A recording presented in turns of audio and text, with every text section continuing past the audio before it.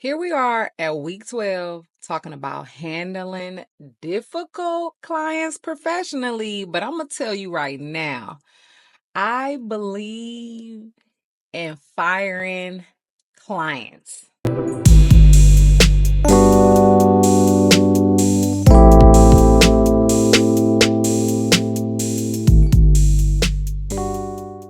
Welcome to the 5 Minute Podcast. We are on week 12. So excited. I hope you have checked out some of the other episodes and the vlogs prior to this video. And also subscribe. Like, are y'all subscribing or y'all just coming in and visiting the link? Like, what y'all doing? Anyways, let's get right into it because it's the 5 Minute Podcast and we trying to get the business building tips quick, fast, in a hurry because we got to do. Okay. First, setting boundaries. Some stylists have a hard time doing that, setting boundaries, saying no. That's a sentence. You don't have to explain. You don't have to I feel like when people over explain no, it's like it's giving, you're trying to convince yourself. The answer is no. If you don't have time, the answer is no. If you are tired, the answer is no. You don't always have to be so accommodating to clients. Literally, they have to understand, or those are just not your clients. We are in a very demanding profession. So when there are times that you are feeling exhausted to the point of, maybe you have been working all day. Maybe you need a break. Maybe you need a mental break, not necessarily a physical break. I want you to learn to set boundaries with your clients. These are the times that you're able to be reachable. If they text or call after that, you don't answer. These are the days that you work. If they don't either call you in advance or set something up in advance, you are unavailable or you are charging your after hour pricing or off day pricing, which is a new course that I actually have introduced to the Stylist Corner Academy. Yay! Check the link in this description. It will be the link to the new course, Pricing for Profit. I had to do that plug, y'all. Shameless plug. All right. Setting boundaries. That literally needs to be at the top of your head anytime you're doing client. I don't care if they've been your client for 10 years or they are new. You want to set clear boundaries about who you are and what you represent because people will run over you and we don't want that. So you set the boundaries and now we are going to pause and redirect.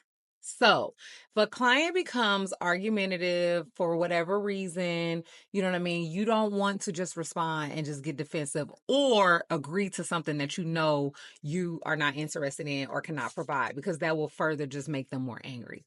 What you want to do is pause and redirect. So you're going to pause and let them have that space to say or complain or, whatever it is that they are having their moment about.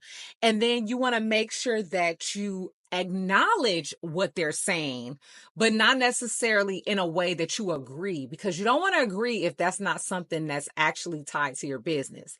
And then you want to reply with solutions. I'm gonna give you an example. If a client is complaining because, maybe you run behind often or whatever, right?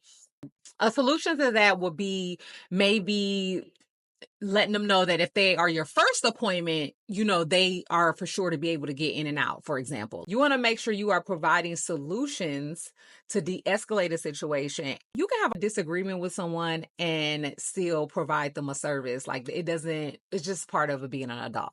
Okay. So pause and redirect. Not defensive, just hear what they have to say, acknowledge without agreeing, and then reply with a solution to whatever their issue is. Okay.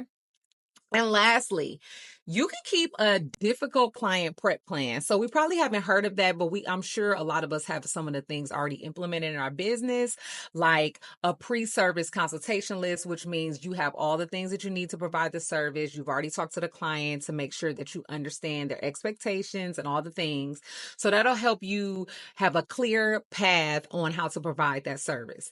Then you would have a go-to phrase for redirecting negativities, because sometimes people like to say stuff to get you riled up.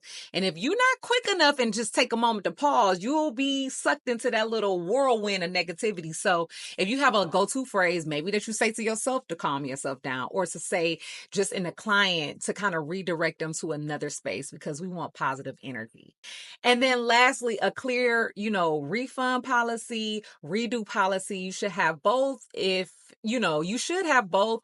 But even if you don't, you got to remember that the client is not always wrong and the client is not always right. So sometimes you just have to bite the bullet and just refund them their money. You feel me? Because you're going to be blessed after that. Like, you're going to be blessed for running your business correctly.